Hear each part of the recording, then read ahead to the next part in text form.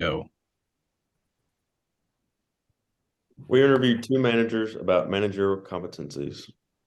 What are managerial competencies?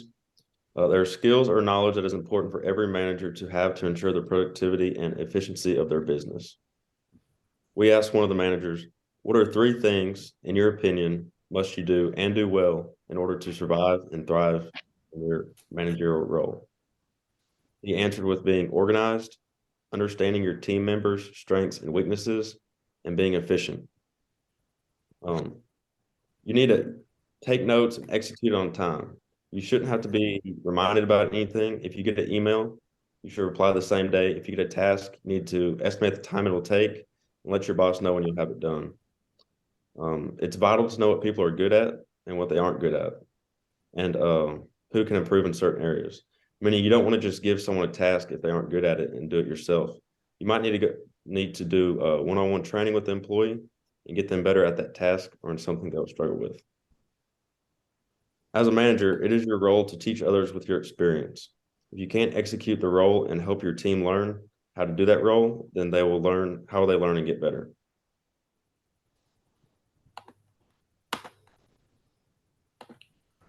We also asked these managers what they believed were the most important competencies that they regularly use for their business. The first one, they said that being competent with computers was very important. Programs such as Microsoft Excel, Word, and email were all very useful in their business, as well as many other applications. And they made a point that learning those programs on your own without needing help from others will help for new managers as well as old. Secondly, they said communication and customer service, how to communicate with their team without just giving answers, but also making them think, making them make their own goals. Also, being very clear with communicating with tasks and with customers, how to properly respond to them in a nice manner and help them understand if there's an issue or anything like that. Third, they said organizational skills, which isn't something you can necessarily teach. It's kind of, you got to try it out and learn what works best for you. But either people choose to be organized, or in the long run, it's just going to cause them to be inefficient. So finding out what works for you is very helpful for new managers. Managerial knowledge. These managers, if they could go back and study any three topics before they took on the role of a manager, what would they choose? Visionary planning. You got to think ahead of where you are right now in the problem. Your job isn't just to oversee and make sure everything goes well, but also to set goals, high but realistic goals for you and your team. You want to steer them long term, like increasing revenue, gaining more customers, marketing goals, things like that. And also goals for yourself on how to help your team if there's gaps in knowledge and things along that nature, so that they can be more efficient and you can be more efficient as well. Understanding profit versus revenue. You should, as a manager, know the cost behind your materials, what price you're selling at. That's very helpful in finding out different things you can maybe cut out of your business. You have to be very conscious of each category of your cost so that you can improve revenue the best and improve efficiency the best. Creative thinking, as mentioned above in the visionary planning, you have to be planning. But this topic is more about thinking creatively.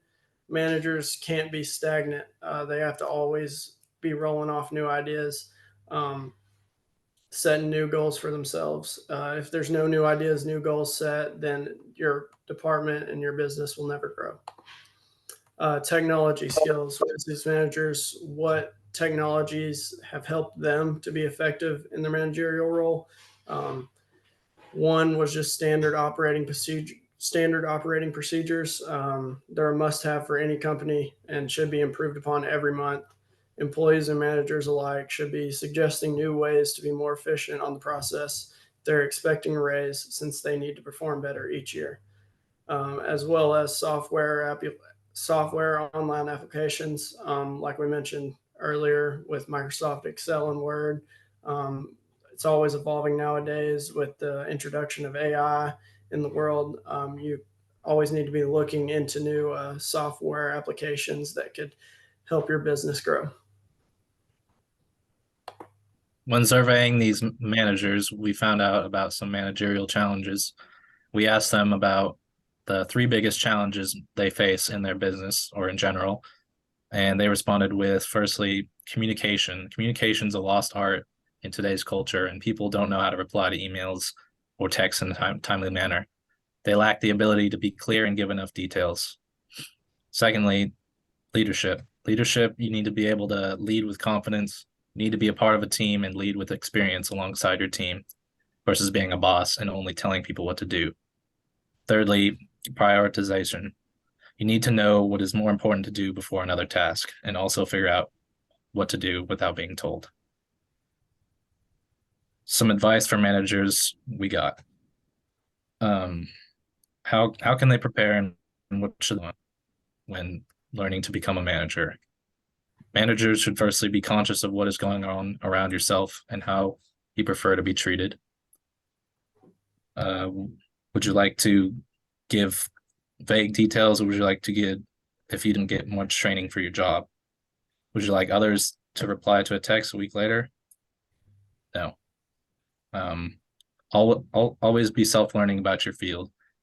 You should read blogs about an industry that you're interested in, read about software, or join Facebook groups and ask questions. Never stop learning and always be curious. Thirdly, job shadow industries. You should be able to job shadow industries when figuring out what industry you're interested in. Network with business owners and ask questions about their business. Get a feel for what interests you. You should also want to get into a field that excites you, is not boring to you, something that's passionate about you. If you don't like your industry or job, you won't like helping others learn on their way up. And here's our works cited.